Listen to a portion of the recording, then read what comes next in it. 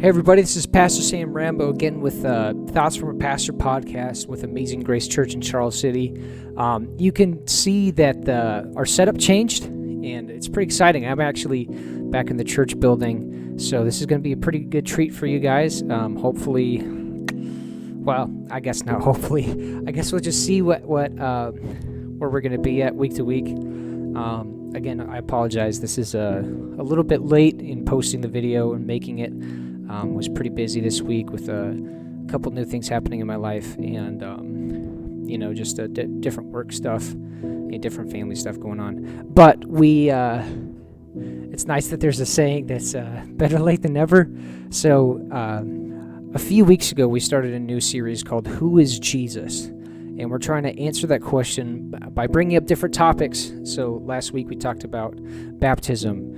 What does it mean? Who is Jesus in terms of baptism? Why did he need to get baptized? Before that, what is the gospel about? Who is Jesus? And we talked about how he is the king. He's the king of everything.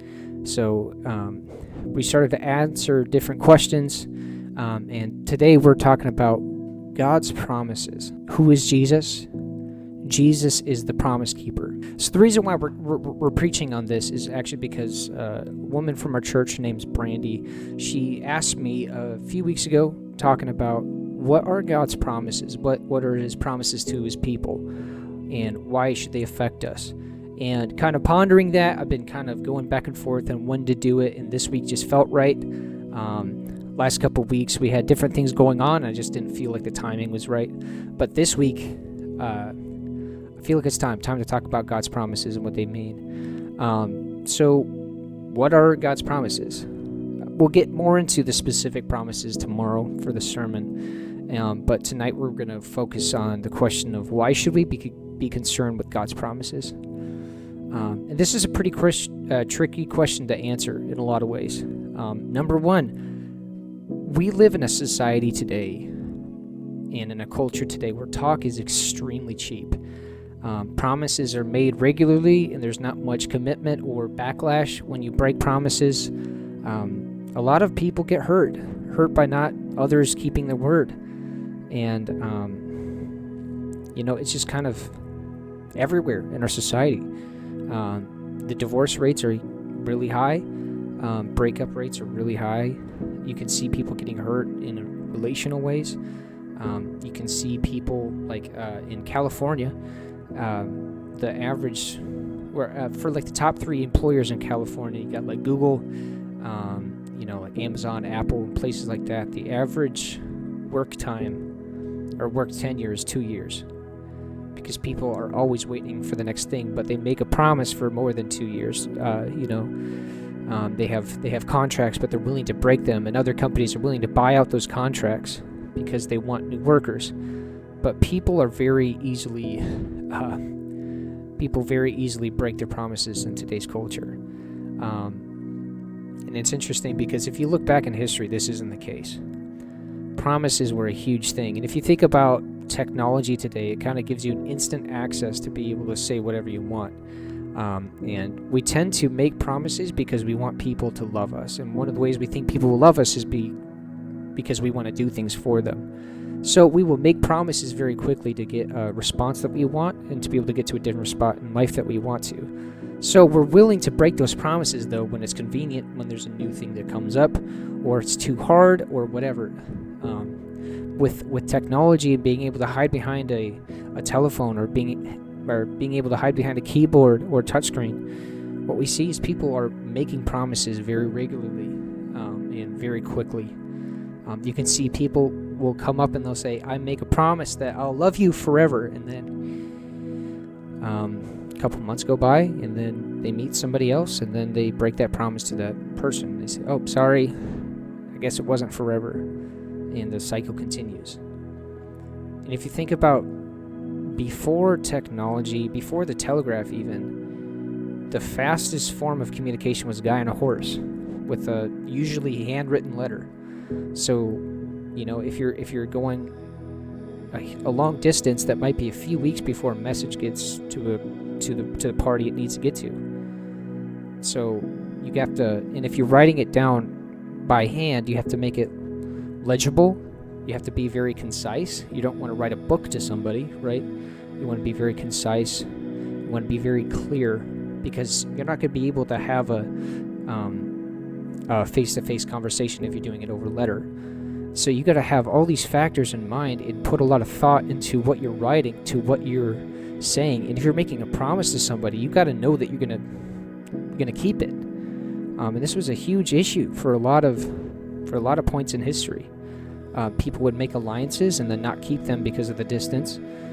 But people that broke their promises it's a big deal. And we can find this specifically in the Norse tradition, like the Scandinavian tradition. The reason why I'm keying on that is because I know a little bit about it. I took some courses on it, but it's kind of a universal thing. There was 2 sins in Norse tradition that were completely unforgivable. That was kinslaying, which meant you killed one of your family members or killed somebody from your clan, somebody that you're supposed to protect, somebody that's supposed to be an ally, and an oath breaker, someone who made a promise and didn't commit to it, someone who made a promise but didn't completely keep it. And for an oath breaker, this was unforgivable, and you couldn't run away from it. It would follow you everywhere you went. And it's kind of interesting because the reason why oath breaking is such a big deal, or one of the many reasons, is because you would have an earl over a area. An earl was kind of like a lord. You can see it like it's in a feudal society. So you have like an earl, a landowner, a warlord, somebody like that who has peasants around them, or just kind of townspeople around them. But all of them swear allegiance to the earl to protect his interests, to protect his assets, to be on his side. And this is how their culture ran. So if somebody broke their oath to the earl, what they're doing is they're completely betraying their own society. They're betraying their entire culture when they break that oath, because the earl needs to count on the support of his people. If he can't rely on his people, there is no cohesion. The reason why people would swear allegiance to an earl, the reason why people would make an oath to the earl, is because he proved himself strong and capable. Sometimes would pass from son to son, but sometimes it would pass just from capable leader to the next capable leader. But people relied on these earls to keep them safe, to keep them provided for, to keep them at the top.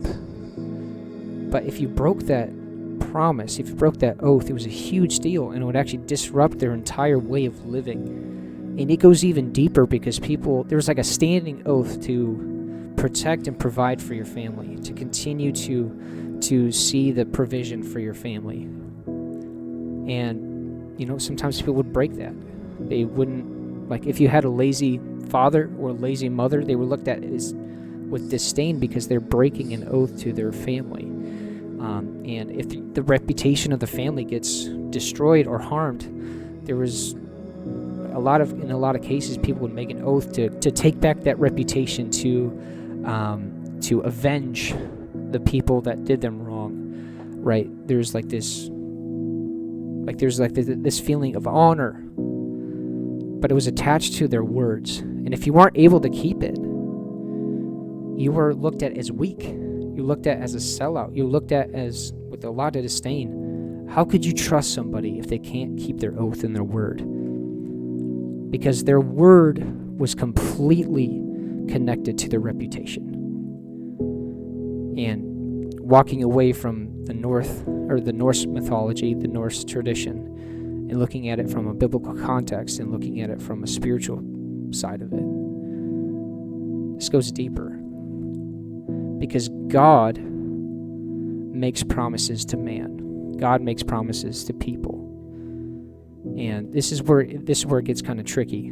Because if we are naturally not trusting of other people's promises, if we're not naturally trusting to other people's oaths that they make to us, it's hard for us to trust God, because we can see how many times this gets broken. But for God, he completely resembles the oath keeper, because his word is completely attached to his reputation. And we can see this play out in the story of Abraham, right? There's this guy named Abraham, and he was living in this city, and God called him out of that city to go become the nation that we know as Israel today, to become the nation of people known as the Jews today. He's the father of the faithful. He's the father of those people, and he called them away. But God made a promise to Abraham saying that I will give you a nation, and I will give you as many descendants as the stars in the heaven. And he took him out to a lake, and he showed him, he said, look at how many particles of sand are on the ground. I will give you that many descendants, and I'll make you prosperous. And Abraham was struggling with this because he's like, well, God, how can you keep your promise to me? And what God did was he had Abraham take a calf, and he cut it in half, and he laid it on the sides. And there was this traditional ceremony that you would do to keep an oath. The two people would walk through the calf, or the two people would walk between the bull together, saying that if they broke this treaty, if they broke this oath, they will end up like the cow. They will end up like the bull. So they're supposed to do it together, but God made Abraham go to sleep, and in a vision, Abraham saw the Lord himself pass through the bull. Meaning that God put his complete security, identity, everything on his promise to Abraham, saying, if I break my promise, I will be like a bull. I will be like this dead bull. God is the most willing to put his nature and identity on the line. So when God makes a promise, what he's doing, he's actually putting himself into it. He is not making a promise out of insecurity. He's not trying to get your attention. He's not trying to get you to like him. He's putting his entire being behind his words. And we can see him continually through Scripture, continually through our own personal lives, that he continues to keep his promise. God doesn't just keep his promises because he's the promise keeper. He does so because he's able. He does so because he delights. He loves keeping his promises to his people. But most importantly, his entire reputation is on the line when he makes a promise. And we can see this in the form of Jesus. God promised the world that he would give them a sacrificial lamb to wash away all their sins. What did he do? He made his son Jesus become a human like everyone else. And Jesus became that sacrificial lamb. He put his life on the line for us. So can you trust God? Absolutely. So why should we trust God to keep his promises? We see that yes, he can put his reputation on the line. Yes, he delights in keeping his promises. But that other one, the ability to keep his promises, that's one of the things that we should key on. Why should we trust God? Because he's able to keep his promises. Because he is all-powerful, he can do anything. For him, keeping his promise isn't troubling for him. It's not hard for God to keep his promises. He's able to do anything. So if he makes a promise to you, he's able to make it happen. He makes promises out of power. Right? And then, so why should you trust God? Because he also delights in keeping his promises. He's able to keep them, and he wants to keep them. He loves keeping them. And it's his nature to keep his promises. For God to break his promise, it's for him to lie to his people. Because he's able to keep every promise he makes. So if he makes a promise and he doesn't keep it, that means he willingly did so. It means he manipulated his people. It means he completely showed the people that he's untrustworthy. And it's God's nature to be trustworthy. It's not his nature to be untrustworthy. It's actually impossible for God to not be trustworthy. And I know this is like a huge jumble statement, and I know I'm throwing a lot of things at you. But just remember who God is. God's able to keep his promises to you. And we're going to go through some of those promises tomorrow.